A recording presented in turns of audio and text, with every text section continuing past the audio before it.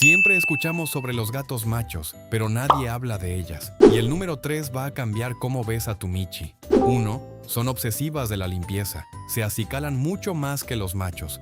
Pueden pasar hasta el 50% de su día limpiándose. Y no es solo por verse bonitas. Su instinto de mamá les dice que un pelaje limpio protege a sus futuros gatitos de bichos y parásitos. 2.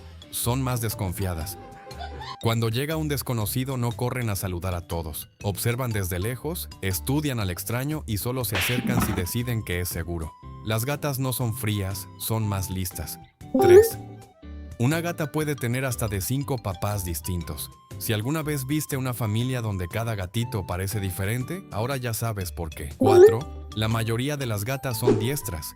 Mientras los machos suelen ser zurdos, ellas prefieren la pata derecha para jugar, rascar o tirar tus cosas. Para saberlo, lánzale un juguete pequeño varias veces y observa qué pata estira primero.